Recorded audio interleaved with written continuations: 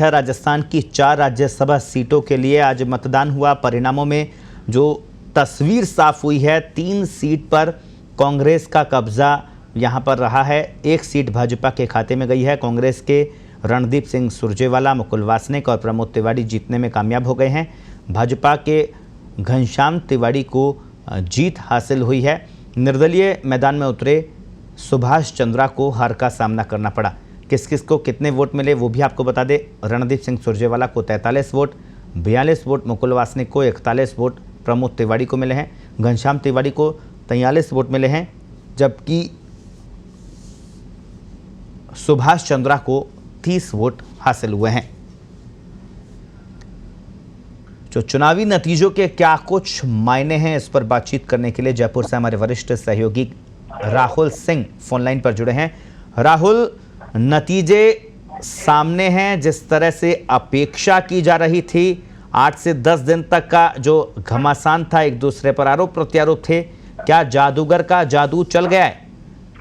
निश्चित रूप से आज राजस्थान राज्यसभा के जो चुनाव हुए हैं 4 सीटों के लिए, उसमें जादूगर ने एक बार वापस जादू दिखाया है। उसके पीछे एक बड़ी वजह यह भी रही कि आपने देखा होगा कि भारतीय जनता पार्टी लगातार कांग्रेस विधायक की जो नाराजगी है और जो उनके बयान आ रहे थे, उसके बाद काफी उत्साहित थी और वो ये मान के चल रहे थे कि कांग्रेस पार्टी के अंदर कहीं ना कहीं वोट हैंडमारी कर लेंगे और उनके वोट निर्दलीय सुभाष चंद्रा उनको दिला लेंगे।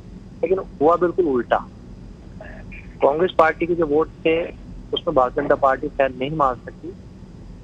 अलबत्ता भारतीय जनता पार्टी का जो खेमा है और जो शोभा वानी उनके धौलपुर से विधायक है, वो वोट कांग्रेस पार्टी के खेमे में चला गया। तो भारतीय जनता पार्टी का जो दाव था कांग्रेस पार्टी का शहरवारी करने को, कहीं ना कहीं उनके उल्टे पड़ गया और खुद भारतीय जनता पार्टी के जो विधायक है वही कांग्रेस पार्टी को वोट दिए। तो कहीं ना कहीं राज्यसभा चुनाव का जो दिनों से ये दोनों तरफ से बाड़ाबंदी चल रही थी, एक पार्टी के विरुद्ध अभ्यास हो गया, दूसरी पार्टी के विरुद्ध हम विधायकों को वोट का प्रशिक्षण दे रहे हैं, वो भी चिंता रणनीति बना रहे हैं।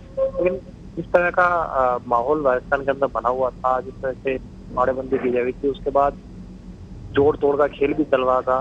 कहीं ना कहीं आज जब नतीजे आए, संभावना ये मानी जा रही थी कि कांग्रेस पार्टी 3 सीटें जीत लेगी और भारतीय जनता पार्टी का एक उम्मीदवार चुनाव जीत लेगा। जब जैसे ही सुभाष चंद्रा मैदान में, तो उनको लगा कि कहीं ना कहीं कुछ हैंडमारी न हो जाए और कांग्रेस का जो 300 उम्मीदवार उसकी सीट खतरे में नहीं पड़ जाए। ये हुआ बिल्कुल।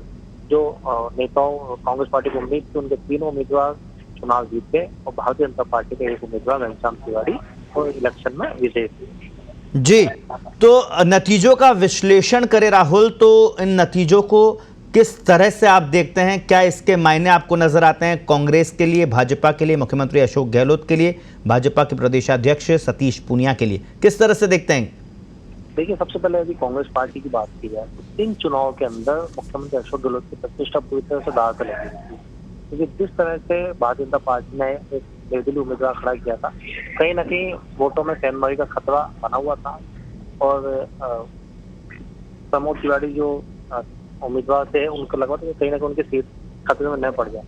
मुख्यमंत्री अशोक गहलोत ने पूरी तरह से घेराबंदी कर दी, कोई हैंडमारी नहीं हो सके। आला कमान, क्योंकि जो कैंडिडेट थे, आपको राजस्थान से एक भी कैंडिडेट नहीं था, नेता नहीं था, तीनों कैंडिडेट दिल्ली से आए थे, उसमें भी अलग अलग स्टेट थे। प्रमोद तिवारी जो उत्तर प्रदेश के नेता हैं, रणदीप सुरजेवाला जो हरियाणा से आते हैं, इसी तरह मुकुल वासनिक जो महाराष्ट्र से आते हैं। हालांकि रणदीप सुरजेवाला, मुकुल वासनिक एक ही चीज में पदाधिकारी है, लेकिन उनके स्टेट अलग अलग थे। तीनों कैंडिडेट राजस्थान से आए और तीनों का जो चयन हुआ, कहीं ना कहीं ये लग रहा था कि आला कमान के कैंडिडेटों इन तीनों उम्मीदवारों को जिताना एक प्रतिष्ठा का सवाल बन चुका था। मुख्यमंत्री अशोक गहलोत ने भी इस प्रतिष्ठा को सवाल को इसी तरह से गंभीरता से लेते हुए पूरी तरह से विधायकों को जिस तरह एकजुट रखा, कहीं भी कोई हैंडमारी नहीं होने दी और तीनों को जिता के भेजा। जी, निश्चित रूप से कांग्रेस की जो राजनीति है उसमें मुख्यमंत्री अशोक गहलोत का कद वापस से एक बार और बढ़ गया है। यदि हम भारतीय जनता पार्टी की बात करें, भारतीय जनता पार्टी कोशिश कर रही थी कि वो कांग्रेस पार्टी के जो विधायक है उनमें शहनमारी कर सके और वो इस बात से उत्साहित भी थे, क्योंकि लगातार बसपा से जो कांग्रेस में विधायक आए थे, चाहे राजेंद्र गुड़ा हो, चाहे संदीप यादव हो, चाहे राजीव बलू हो, इसके अलावा कांग्रेस पार्टी के कुछ भी विधायक, खिलाड़ी लाल बहवा, जयराम परमार, राजेंद्र जरूरी वो समय समय पर बयान दे रहे थे। सरकार के जो उनके काम नहीं होना, उनकी शिकायतें सुनवाई नहीं होना, इस तरह के तमाम बयान वो लगातार मीडिया में दे रहे थे। ऐसे में भारतीय जनता पार्टी को लगा था कि इन नाराजगी का फायदा वो ले सकेंगे, लेकिन पूरी तरह से अशोक गहलोत ने उनकी नाराजगी दूर की। सबके वोट कांग्रेस पार्टी को मिले, हालांकि एक वोट कांग्रेस पार्टी का खारिज हुआ है। जी जी जी भारतीय जनता पार्टी के खेमे में मुख्यमंत्री अशोक गहलोत ने गेंद मारी, तो उनके पूरे कांग्रेस पार्टी को एक संदेश दिया है कि कहीं ना कहीं भारतीय जनता पार्टी को भी उनका जो खेल है उसमें मात दी जा सकती है। जी, तो राहुल, जिस तरह से चुनाव से पहले भाजपा ये बात कह रही थी कि हम प्रत्याशी नहीं उतारेंगे, हमारे पास में बहुमत नहीं है, लेकिन बसपा से जो कांग्रेस में विधायक शामिल हुए उनके बागी तेवरों को देखकर भाजपा ने रणनीति बदली। क्या लगता है चूक कहां हुई? क्या मुख्यमंत्री की राजनीति को समझने में भाजपा नाकाम रही है, या जल्दबाजी में भाजपा ने यह फैसला लिया? चूक कहां पर हुई? देखिए, मैंने आपसे बताया कि किस तरह से बयानबाजी हुई थी कांग्रेस पार्टी में विधायकों की, चाहे बसपा से कांग्रेस में विधायकों के बयानों की बात हो, चाहे कांग्रेस पार्टी के खुद के विधायकों की बात हो, तो भारतीय जनता पार्टी को लग रहा था कि ये विधायक नाराज है और इस असंतुष्ट जो विधायक लगातार लग रहे हैं उनका उन्हें फायदा मिल सकता है। लेकिन मुख्यमंत्री अशोक गहलोत ने सभी विधायकों को साथ किया, उनकी जो नाराजगी थी उनको दूर किया। अलग अलग नेताओं के जिम्मे अलग अलग नेता से बात करने का काम कुछ नेताओं को सौंपा। ये उनकी रणनीति पूरी तरह से कामयाब हुई। वहीं भारतीय जनता पार्टी ये सोच के बैठी थी कि उनके जो विधायक है उसमें कोई सहमति नहीं हो सकेगी, इसीलिए उन्होंने पूरा हिसाब लगा रखा था कि 41 वोट घनश्याम तिवारी को मिल जाएंगे, उसके बाद उनके खुद 30 वोट बचेंगे और राष्ट्रीय जो लोक सम्मान देने वाली पार्टी है उनके 3 वोट होंगे, तो 30 और 35 3 मिलाकर 33 वोट हो जाएंगे।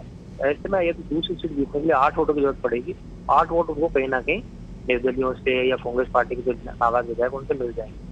तो उनको विश्वास है कि उनके खेमे में कोई सहमति नहीं होगी। जी, जरूरत से ज्यादा उन्होंने विश्वास किया विधायकों पर, तो और वही विश्वास आपको ये बता रहे कि प्रमोद तिवारी को वोट देने की ये भी चर्चा है कि वो जो धौलपुर से विधायक है शोभावानी कुशवाहा, और उनके जो पति पहले बसपा से विधायक रहे हैं BL कुशवाहा, उनका कहीं ना कहीं यूपी कनेक्शन भी है।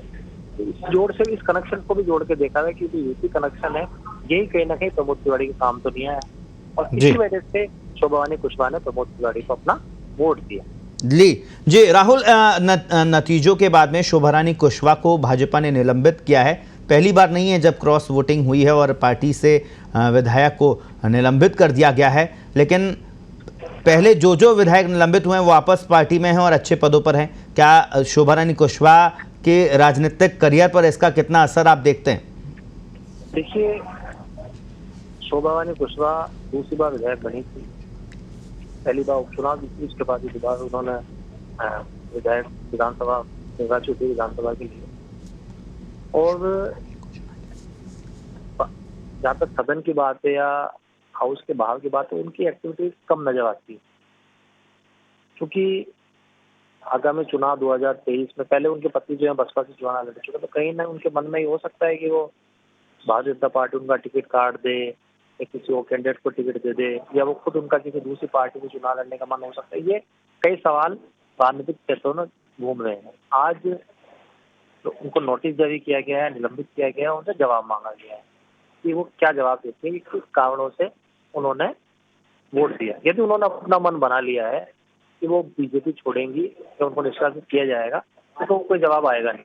और यदि वाकई गलती से वोट डल गया है, वो कोई कारण रहा, तो वो कोई ना कोई जवाब देगी। तो मुझे लगता नहीं है कि वोट डाला गया है और पूरी तरह से रणनीति के तहत उन्होंने डाला है, और क्योंकि जिस तरह से प्रशिक्षण जिस तरह की चीजें साफ कहीं ना कहीं उनका कनेक्शन दिखा। तो भारतीय जनता पार्टी किसी भी सूरत में बर्दाश्त नहीं करेगी कि उनकी पार्टी का जो विधायक है वो दूसरी पार्टी के विधायक जो नेता को या उम्मीदवार को वोट डाले। तो कड़ा संदेश देना था उनको, उन्होंने कड़ा संदेश आज सस्पेंड करके दे दिया, और अब जब संतुष्टिपूर्ण जवाब नहीं आएगा तो आगे उनका निष्कासन लगभग तय है, क्योंकि जिस तरह का भारतीय जनता पार्टी का जो माहौल है, बिल्कुल कड़ा संदेश, कड़ी अनुशासन कार्रवाई, ये निश्चित रूप से कांग्रेस आलाकमान उनको, कांग्रेस बीजेपी आलाकमान निश्चित रूप से अपने नेताओं को विधायकों को देगा। जी।